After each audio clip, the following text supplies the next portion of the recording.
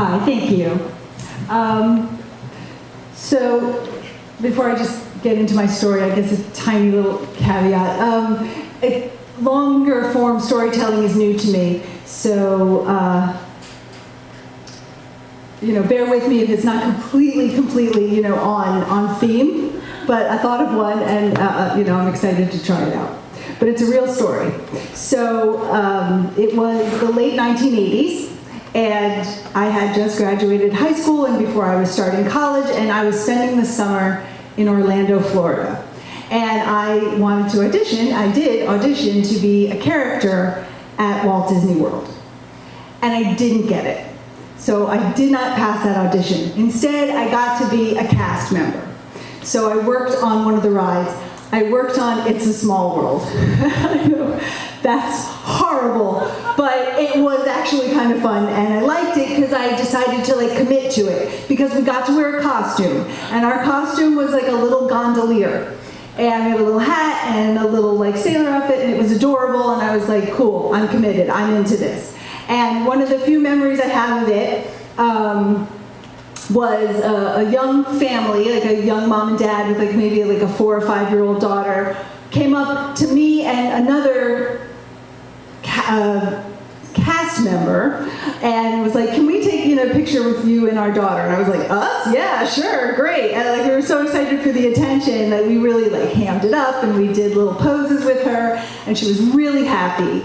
And so I like to think that somewhere in the world there's a random picture of me on somebody's mantle that's just a really fond memory for a little girl who's 40 now. So that that was my good experience of It's a Small World. Okay, so but I get through the summer, and the summer is now over, and I come back to New York to start college, and I lie and tell everybody that I was Snow White.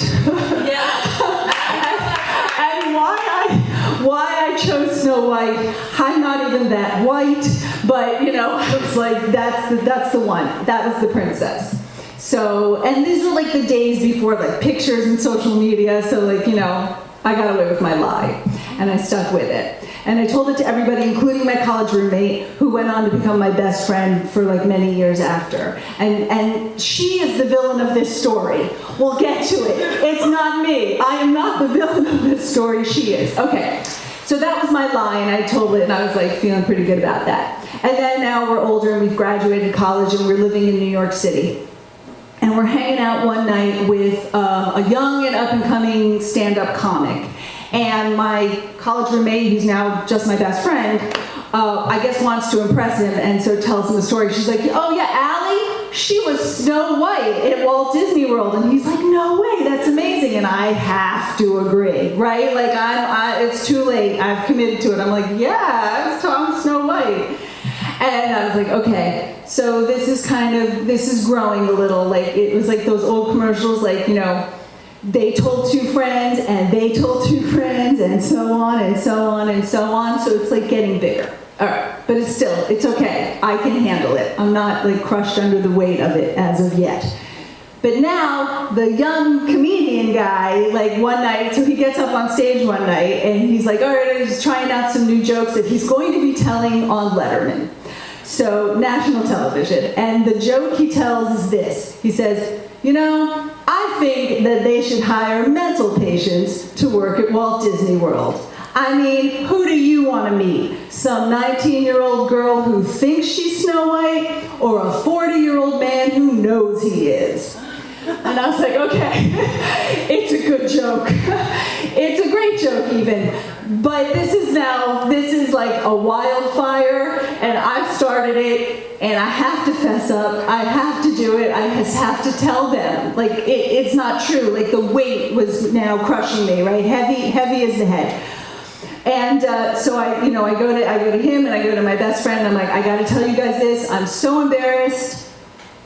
I lied, I wasn't actually Snow White. And they were like, ew, you're a liar. Did you even work at Disney? I was like, I did work there. I worked on It's a Small World. And they're like, well, that's why your brain is mush. And I was like, I know, that's true. So forgive me. So I ate the crow, and I did it, and it was awful.